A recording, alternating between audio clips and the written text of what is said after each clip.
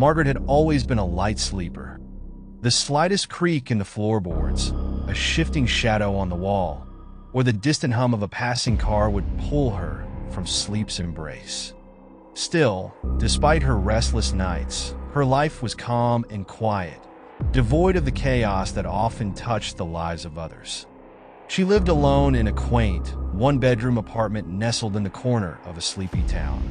The apartment was perfect for her, a sanctuary of sorts, where she found peace amidst the noise of the world. But the peace was shattered one evening when she awoke from a particularly vivid dream, heart pounding, her chest heaving as though she had been running a marathon. Her hand instinctively flew to her throat, a chill running down her spine. She could swear she felt someone's breath, icy and foreign, hovering over her. The sensation lingered even as she rubbed her neck, trying to rid herself of the feeling. Brushing it off as a bizarre dream, Margaret turned over and fell back to sleep, but the next night it happened again. This time, the dream was clearer. She was in her room, the familiar surroundings of her apartment wrapped around her like a blanket, but something was different. At the foot of her bed, a figure stood, tall and indistinct, watching her. Its presence was suffocating. Margaret tried to scream, tried to move, but her body remained frozen, her voice strangled by invisible hands. Her chest grew tight, the air in the room growing thin, as if the figure was pulling the very breath from her lungs. Just as panic began to claw at her mind, she woke with a start, gasping for air, her throat burning as though she'd been holding her breath for hours. The figure, though absent from the waking world, left its mark on her. Margaret found herself trembling, drenched in sweat, her body convulsing in fear. She reached for her bedside lamp, fumbling with the switch, her hands slick with perspiration. The warm glow filled the room, chasing away the shadows, but it did little to calm her nerves. For the next week, the nightmares persisted. Every night, the figure grew closer.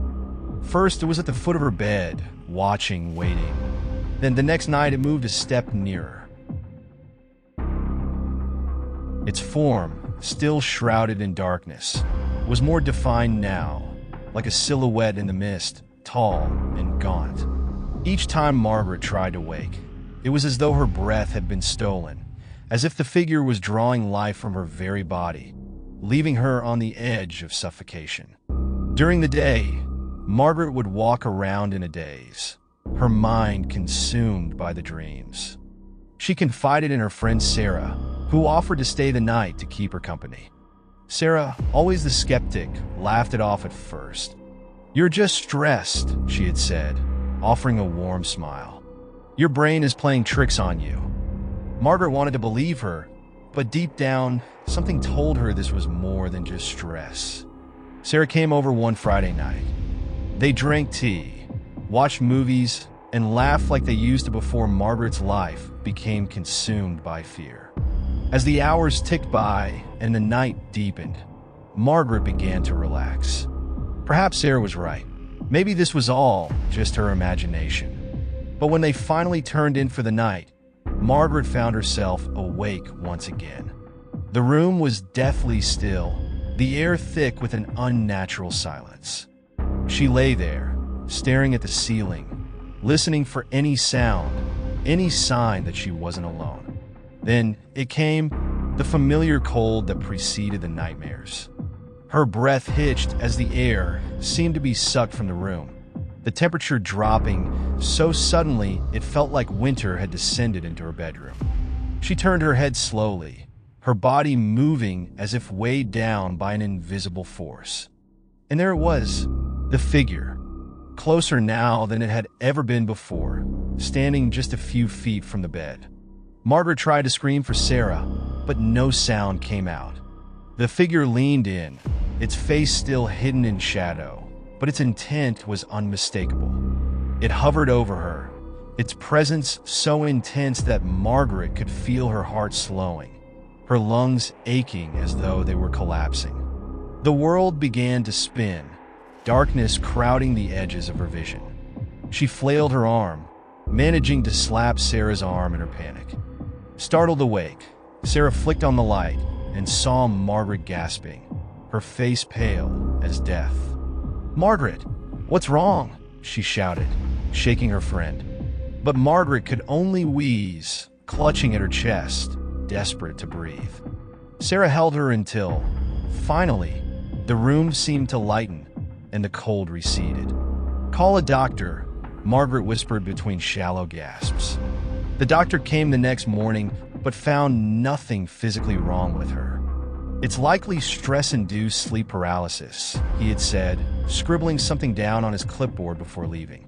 "It's not uncommon. You might need to see a sleep specialist." But Margaret knew it wasn't just sleep paralysis. The nightmares were getting worse. The figure was getting closer, each night stealing more of her breath. Her body was growing weaker, her energy drained as though her very life was being siphoned away. The following nights, despite her exhaustion, Margaret began to dread sleep. She would pace her apartment, drinking coffee and trying to keep herself awake.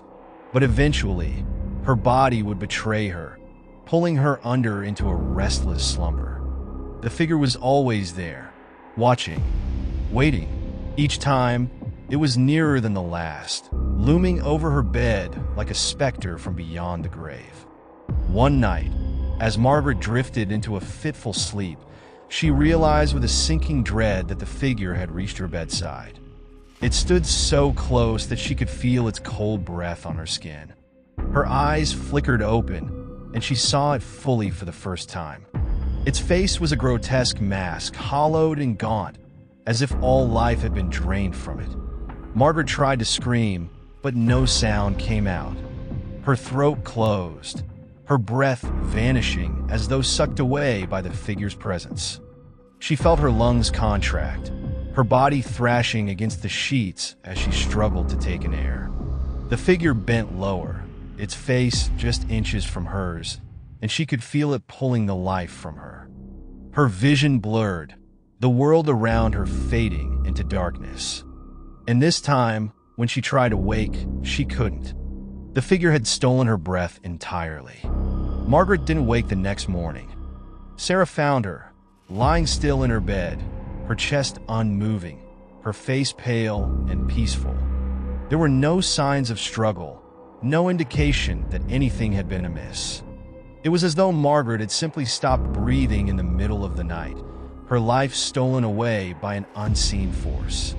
The coroner ruled it as a natural death, a quiet, inexplicable passing in her sleep. But Sarah couldn't shake the feeling that something was terribly wrong. She had seen Margaret's fear, heard her gasp for breath in those final moments, and she knew her friend hadn't been imagining it. Margaret's nightmares had been real. Something had come for her in the night, something that had stolen her breath, and her life with it.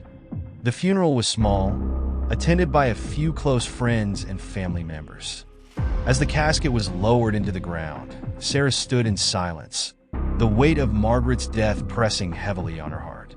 But as she turned to leave, a chill swept over her, the air growing cold despite the warmth of the autumn sun. That night, Sarah awoke with a start, her chest tight, her breath catching in her throat. She looked around her room, heart pounding, her eyes scanning the darkness for any sign of movement. At the foot of her bed, a shadow shifted. A figure stood there watching, waiting. And just as Margaret had warned, Sarah felt the air grow thin, her breath stolen away by the figure's unseen hand. She tried to scream, but no sound came out. The figure had found a new victim,